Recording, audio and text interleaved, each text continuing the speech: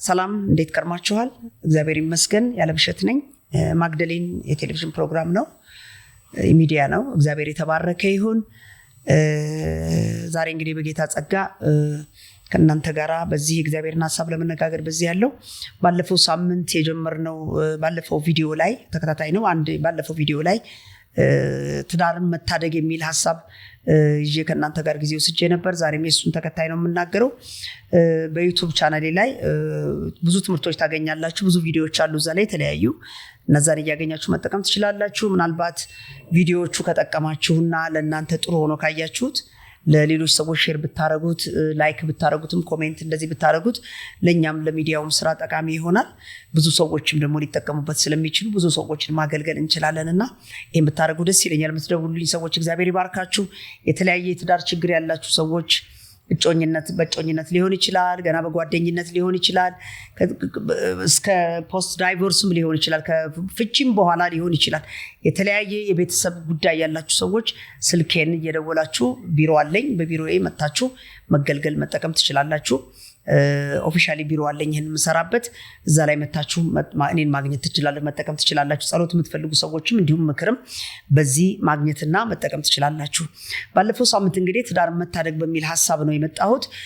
ያው እንዳልኳችሁ ነው፣ ያው ትዳር አደጋ ላይ ስላለ፣ በጣም ችግር ላይ ስላለ፣ ልጆች በአንድ ቤተሰብ የሚያድጉ ልጆች ቁጥር እየበዛ ስለመጣ ቦታው ላይ ያለ ሰው ነው የሚያውቀው ችግሩን። 3 ልጆች 4 ልጆች ፍርድ ቤት እየያዙ ሰዎች፣ ባሎች፣ ሚስቶች እንደዛ እያደረጉ በጣም አደገኛ ሁኔታ ውስጥ ስላለ ደጋግመን ጋብቻ እንዳይፈርስ ቤተሰብ ጤናማ እንዲሆን ለማስተማር ማለት የምንረፍቅበት ጊዜ አይደለም አሁን ብዬ ነው የማምነውና የኔ የስራዬ አገልግሎት ያቅጣጫ እሱ ነው፣ እሱ ላይ ነው የምሰራው። ስለዚህ ዛሬም እሱን እቀጥላለሁ ማለት ነው። እሱን እቀጥላለሁ። ባለፈው ሳምንት ነው የጀመርኩት። ምንድን ነበር የጀመርኩት? ትዳርን መታደግ የሚለው ሐሳብ ላይ ስናገር የመጀመሪያ ያልኩት ምንድነው፣ ባልና ሚስቶች ምናልባት ባለፈው ያኛውን ቪዲዮ ያላያችሁ ሰዎች ኢንከሬጅ አደርጋለሁ የባለፈውን ቪዲዮ ብታዩት። ምናልባት ደግሞ ያላያችሁ ሰዎች ያላጋጠማችሁ ሰዎች ካላችሁ ግን ባለፈው የተናገርኩት ትዳርን ለመታደግ ከመፍረስ ከአደጋ ልጆችን ከመበተን ለመታደግ የመጀመሪያው ባልና ሚስቶች የተለያዩ መሆናቸው፣ ልዩነት ያላቸው ሁለት ሰዎች እንደተጋቡ ከተለያየ አካባቢ የመጡ ሰዎች መጋባታቸውን ይመኑ ነው ያልኩት።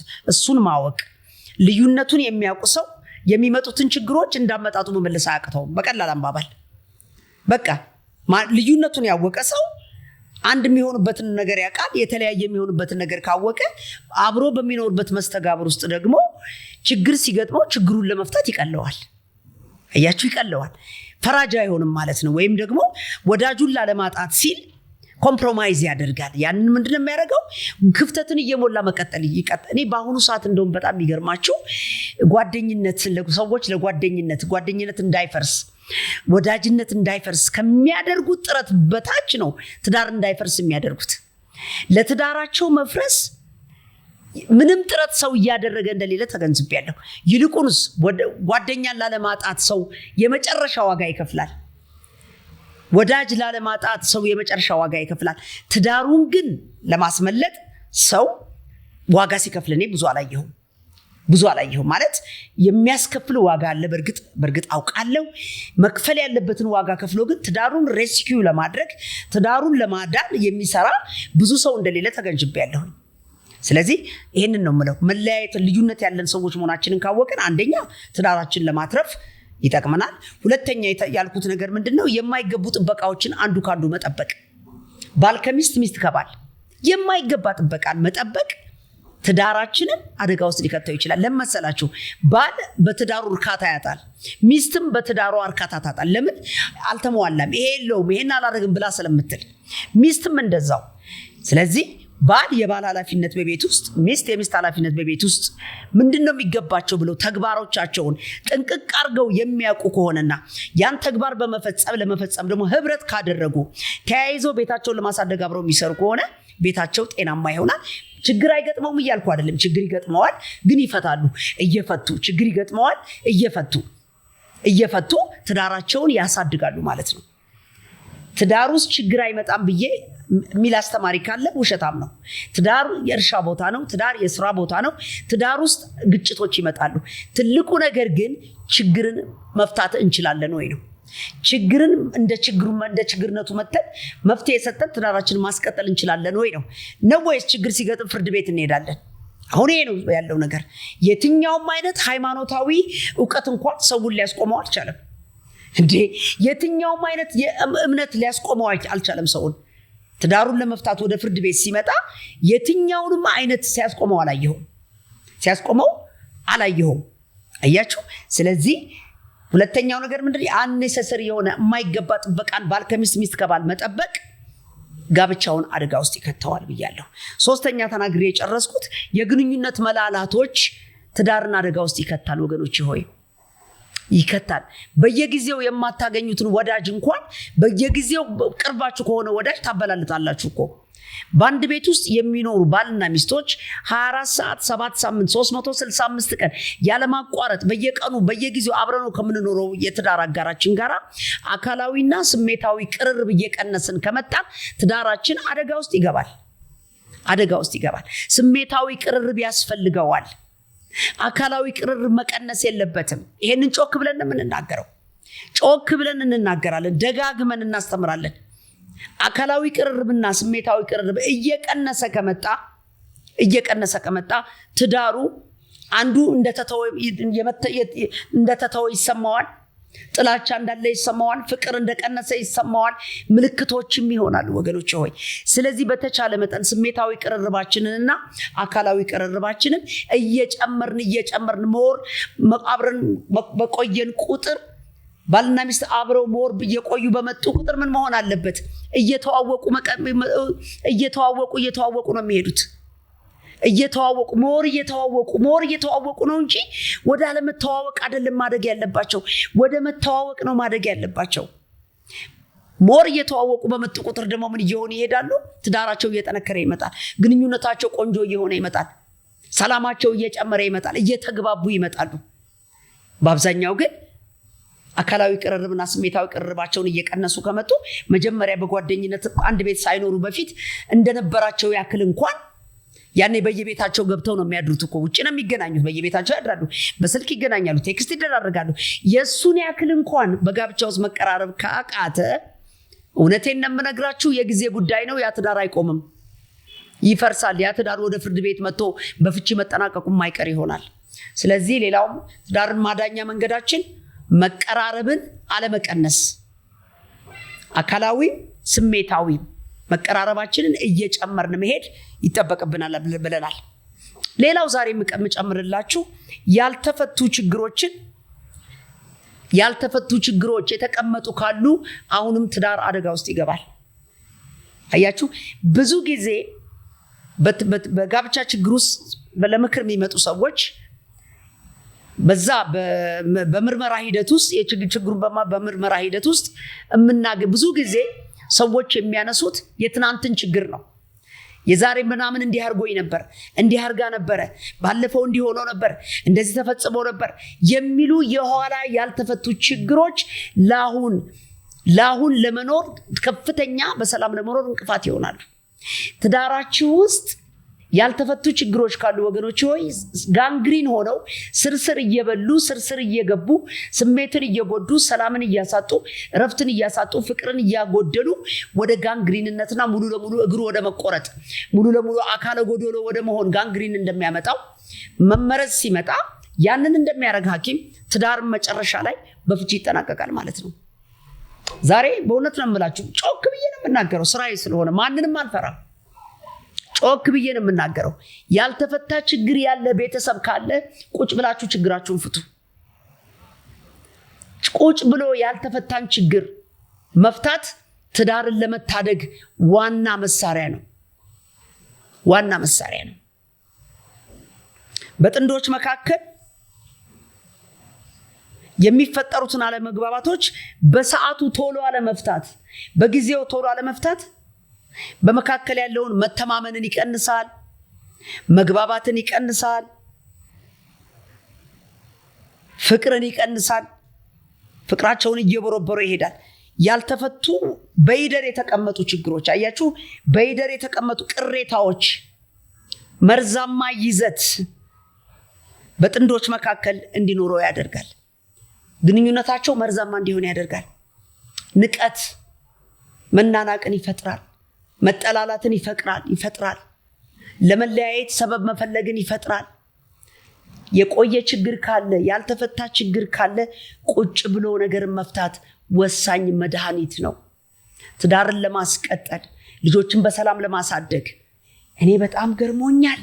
አባቶች እናቶች ልጆቻቸውን በቃ ለመለያየት ወስነው ሲመጡ ሳይ ልጆቻቸው ነገ ምን ይገጥማቸዋል እንኳን ብለው ለደቂቃ ቁጭ ብሎ ተነጋግሮ እንኳን ለልጆቻችን ስንል ይሄን እናርግ እንኳን ለማለት ፍላጎት ያጣሉ። በጣም ይገርመኛል፣ እሳቀቃለሁ። ምን አይነት ራስ ወዳድነት ዘመን ውስጥ እንዳለን ይገርመኛል። ሳይፈልጉ ወደዚህ ዓለም በግድ ያመጣናቸው ልጆች በራሳችን ስንፍናና በራሳችን ጥፋት ችግራችን ለመፍታት ባለመፈለግ በትዕቢት በማናለብኝነት 3 ልጆችና 4 ልጆችን አደጋ ውስጥ ለመክተት እንወስናለን። ይሄን ያለው ትሬንድ መነካት አልፈልግም፣ በፍጹም መነጋገር አልፈልግም ያችሁ የሚል ቤተሰብ ውስጥ የተወለዱ ልጆች ናቸው ሜዳውን የሞሉት። በጋብቻ ዲስፈንክሽናል የሆነ በጋብቻ የተጠናቀቀ ቤተሰብ ውስጥ ያደጉ ልጆች ህይወታቸው ከዛ በላይ ነው የሚሆነው፣ አደገኛ ነው የሚሆነው። በእናትና በአባታቸው እንኳን እንዳዩት አይነት አይደለም፣ ከዛ የባሰ አደጋ ውስጥ በህይወታቸው ውስጥ አደጋ ይገጥማቸዋል። ያስተዳደግ ኪዮስ ይገጥማቸዋል። የማንነት ጥያቄ በውስጣቸው አለ። ጥላቻ፣ ክርክር፣ ግሪፍ በውስጣቸው ኖሮ ነው የሚያድጉት። አደገኛ ትውልድ ነው የምናፈራው።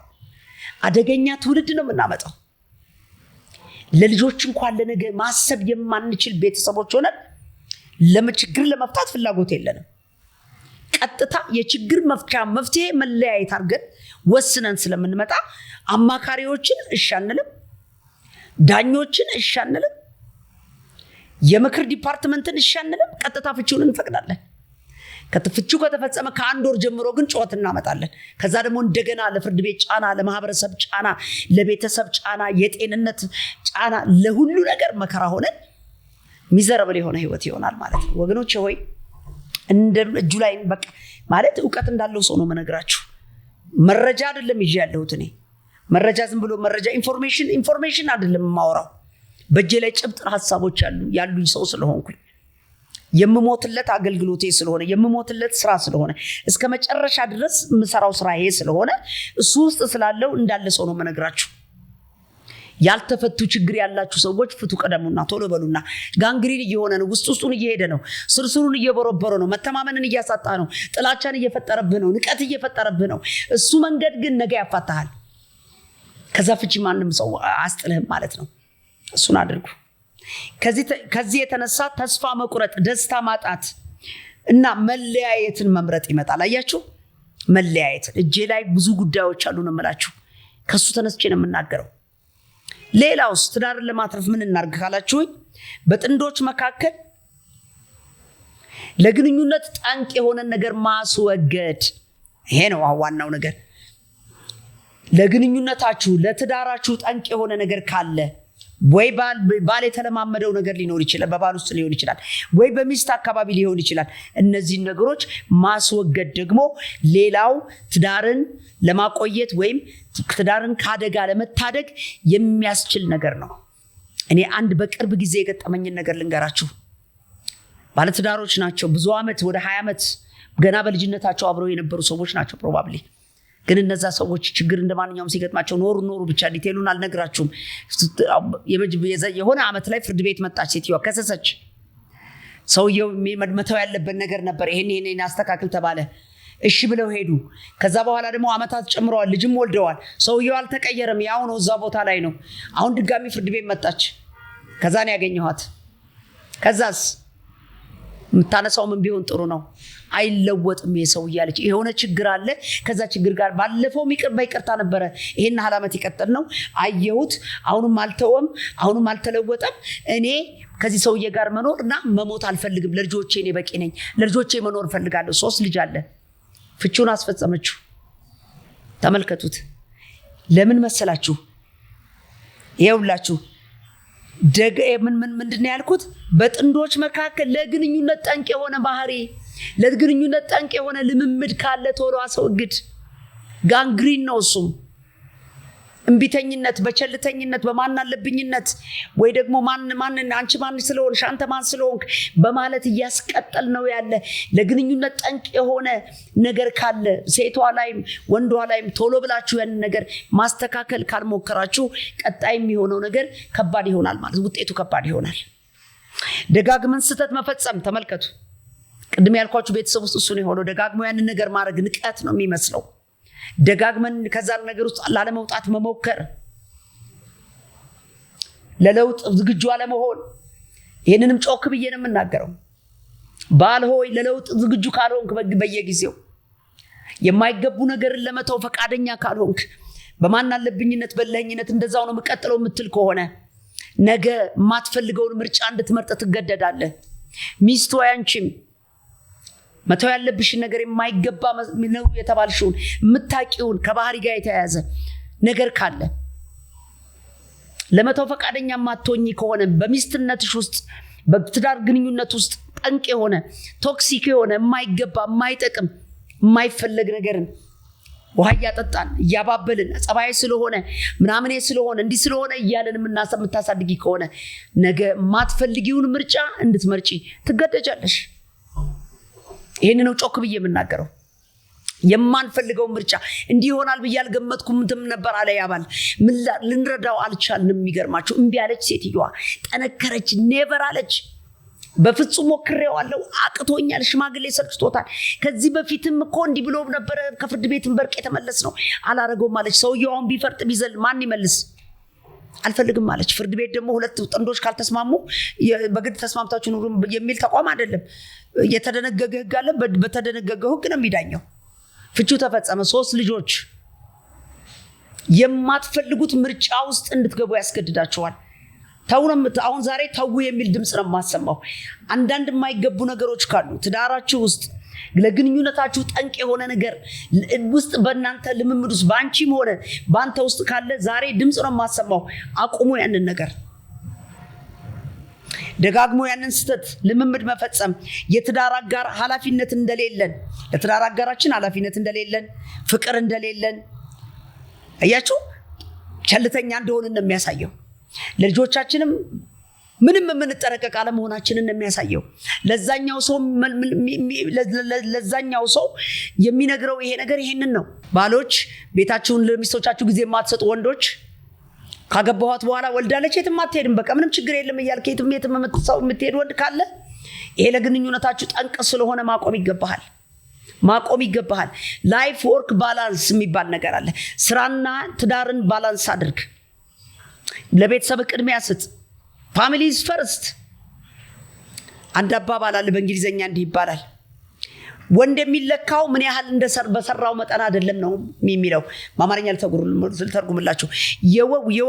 የወንድ ጥሩነት የሚለካው ለቤቱ ምን ያክል ተፈተፍን ባረገ፣ ስንት አይነት ገንዘብ ይዞ እንደመጣ በሱ አይደለም የሚለካው። መለኪያው ምንድነው? how much he value his family ነው። ምን ያክል ለቤተሰቡ ዋጋ ይሰጣል ነው መለኪያው፣ የወንድ መለኪያ።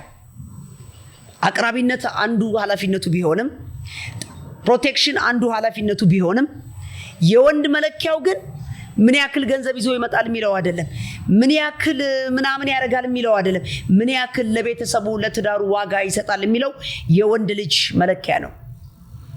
ስለዚህ በግንኙነታችሁ ውስጥ ጠንቅ ሊሆኑ ጥቅም ላይ ሰጡ ችግር ሊፈጥሩ ይችላሉ ብላችሁ የምታቋቸውን ጉዳዮች ለማቆም ዛሬ እያንዳንዱ ቤት እንዲወስን ዛሬ ይህንን መልእክቴን እናገራለሁ። ያዕቆብ 1 ላይ ጋብቻ ጥንዶች እያንዳንዳቸው በህብረት ውስጥ ራሳቸውን የሚያሳድጉበት ቦታ ነው። አስምሩልኝ ማደግን። ጋብቻ 2 ጥንዶች በቤታቸው እርስ በርሳቸው አብረው እየሰሩ ምን የሚያደርጉ ነው? በህብረታቸው ውስጥ ራሳቸውን እያንዳንዱ ራሱን የሚያሳድግበት ቦታ ነው። በጋብቻ ውስጥ ተቀምጠ እንደ ህፃን ልጅ የምትኖር ከሆንክ ጋብቻ ውስጥ እንደሌለ ቁጠረው። ጋብቻ ማደጊያ ቦታ ነው። ማደጊያ መብሰያ ቦታ ነው። እርስ በርስ እየኖራችሁ በመስተጋብራችሁ ውስጥ ብትጨቃጨቁም ማትግባቡበትና ችግርን እየፈታችሁ እየቀጠላችሁ የምትሄዱበት ቦታ ራሳችሁን የምታሳድጉበት ቦታ ነው። አልተውም አንድ ነገር አላለወጥም ብለህ ካልክ ህፃንነት ውስጥ ስላለ ለትዳር ብቁ አይደለህም እልሃለሁ። ዛሬ ልታድግ አትችልም ነው የምልህ። ማታድግ ከሆነ ደግሞ ጋብቻው የሚያድግ ስለሆነ ተቋም ስለሆነ ህያው ስለሆነ ማታሳድገውን አንተን ሰው ሪጀክት ያደርጋል ማለት ነው። ስለዚህ ጋብቻው ላይ ፊት አታደርግም ወይም ፊት አታደርጊ። በጋብቻ ውስጥ ራስን ለማሳደግ ምንኖርበት ተቋም ነው። ያዕቆብ 1 ላይ 3:4 ላይ እሱን ነው የሚናገረው። ዛሬ 2 ጭብጥ ነገሮችን ተናግሬያለሁ እንዳትረሱት። ጋብቻህን ለመታደግ ምን አርግ ብያለሁ? ያልተፈቱ ችግሮች ካሉ ጋንግሪኖች ናቸው። አይረስተነዋል እኮ ሰው የዛሬ አመት ነበር አንቺ ደግሞ የባለፈውን አመት ታነሻለሽ እንደሚል ሰው አለ። አልተፈታም፣ በይደር ተቀመጠ፣ በቃ ተብሎ ቁጭ አለ። ስላልተፈታ ጋንግሪን እየሰራ ይሄዳል።